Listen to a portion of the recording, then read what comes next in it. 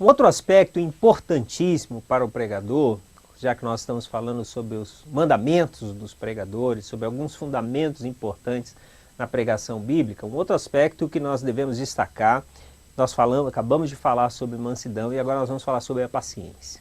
A paciência tem muitos aspectos. A paciência ela tem algumas facetas como determinação, longanimidade, firmeza, resignação, perseverança, domínio próprio. Então, o pregador ele não deve cansar de fazer o bem. Você não pode desistir.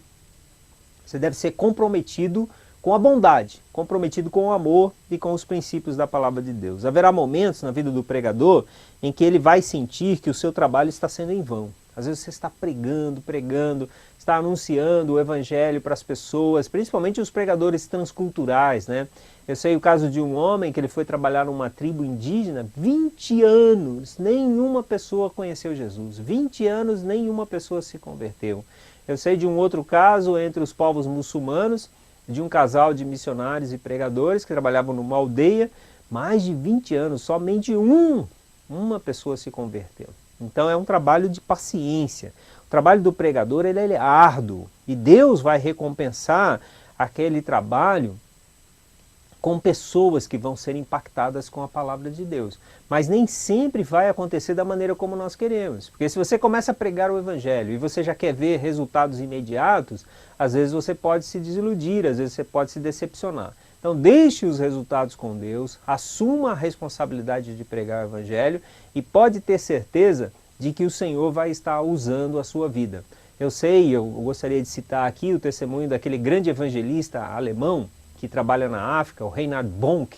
Ele conta que ele tinha um desejo de ser um pregador do evangelho, mas ele não sabia como pregar o evangelho.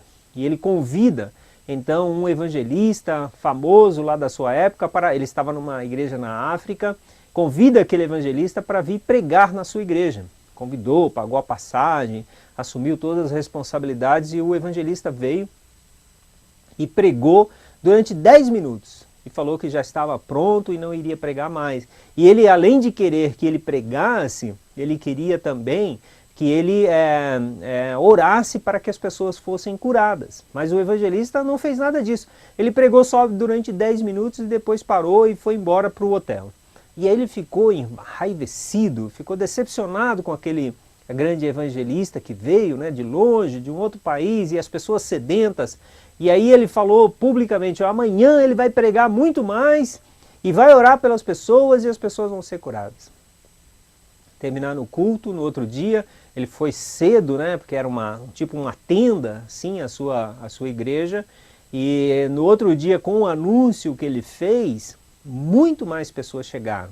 Pessoas da redondeza, pobres, deficientes, pessoas com muitos problemas de saúde. E aí ele chega no outro dia cedo, vai buscar o evangelista no hotel, o evangelista resolveu ir embora. Imagina você, todas as pessoas esperando, e ele chega, o evangelista diz para ele assim, olha, o Espírito Santo está me mandando ir embora, e eu vou embora e não tem quem me segura. Imagina, e esse Reinhard Bonk, que é um alemão, né, sangue quente mesmo, aí ele pega e triste, cabrunhado, irado, volta para a igreja e a igreja cheia de gente. No meio do caminho, quando ele vem, o Espírito Santo fala com ele, você deve ser o pregador, seja o pregador, pregue a palavra de Deus e ore pelas pessoas e as pessoas vão ser curadas. E ele ficou muito impactado com aquilo, mas não tinha jeito para pregar. Mas aí na hora ia falar o que para as pessoas? E ele abre a palavra de Deus e começa a pregar o evangelho, faz o apelo, muita gente vem à frente para se render a Jesus, e ele fica impressionado com ele mesmo, e aí o Espírito Santo fala com ele, ore pelas pessoas.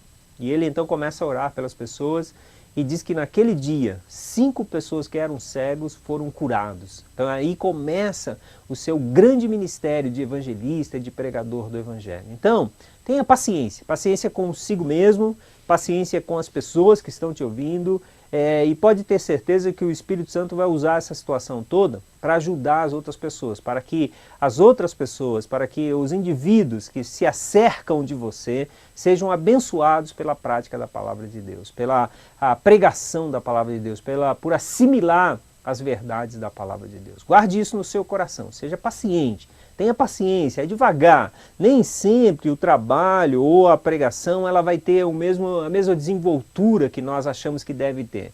Então, quando você tem isso em seu coração, de que esse ministério não é meu, esse ministério não é seu, esse é um ministério de Jesus para abençoar as pessoas que se achegam até nós.